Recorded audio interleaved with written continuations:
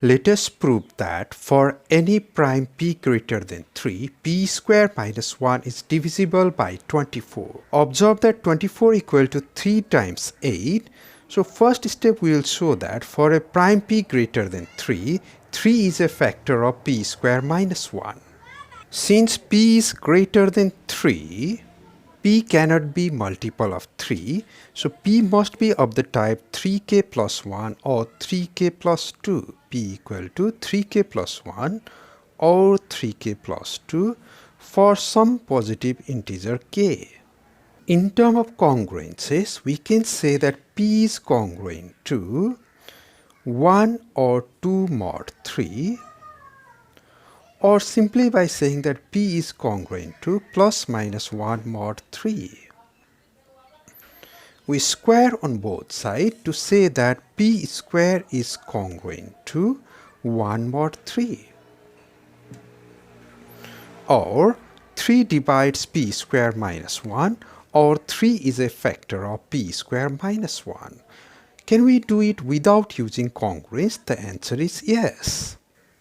Well, p square minus 1 equal to product of p plus 1 times p minus 1. Since p is of the type 3k plus 1 or 3k plus 2, it follows that either p minus 1 or p plus 1 is a multiple of 3. Let's do it. If p equal to 3k plus 1, comma p minus 1 is a multiple of 3. What if p is of the type 3k plus 2? If p equal to 3k plus 2, then p plus 1 is a multiple of 3. In any case, we find that either p plus 1 is a multiple of 3 or p minus 1 is a multiple of 3, and thus p square minus 1 is a multiple of 3, or 3 is a factor of p square minus 1. Next, we show that for a prime p greater than 3, 8 is a factor of p square minus 1. P is a prime greater than 3, so p is of the type 8k plus 1 or 8k plus 2 or 8k plus 3 or it can't be of the type 8k plus 2. It is of the type 8k plus 1 or 8k plus 3 or 8k plus 5 or 8k plus 7. Now, if p is of that type, then we can say that in terms of congruences, p is congruent to plus minus 1 or plus minus 3 mod 8. Once again, we can square it to say that p square is congruent to 1 or 9 mod 8. That is same as saying p square is congruent to 1 mod 8. And thus, p square minus 1 is divisible by 8, or 8 is a factor of p square minus 1. P square minus 1 is divisible by 8, or 8 is a factor of p square minus 1. How about without using congruences? Can we do it without using congruences? The answer is yes. Once again, p is of the type 8k plus 1 or 3 or 5 or 7.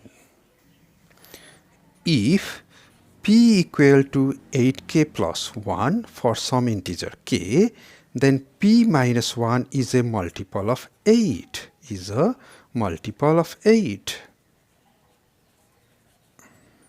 And so p square minus 1 will be multiple of 8. If p equal to 8k plus 7, then p plus 1 is a multiple of 8. And again, p square minus 1 is a multiple of 8. What if p equal to 8k plus 3 or 8k plus 5?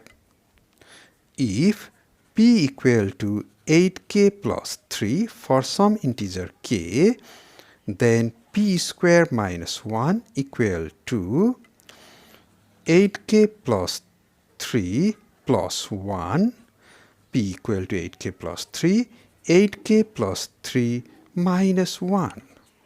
Okay, we can take 4 common from here and we'll be left out with 2k plus 1, and we can take 2 common from here and we'll be left out with 4k plus 1. Again, we get 8 as a factor. 8 times 2k plus 1 times 4k plus 1. If p equal to 8k plus 5, then p square minus 1 equal to, again p minus 1, p plus 1. So 8k plus 5 minus 1, 8k plus 5 plus 1. This is 8k plus 4, and we can take 4 common and we'll be left out with 2k plus 1. This is 8k plus 6. We can take 2 common and we'll be left out with 4k plus 3. And we again find that 8 is a factor of p square minus 1.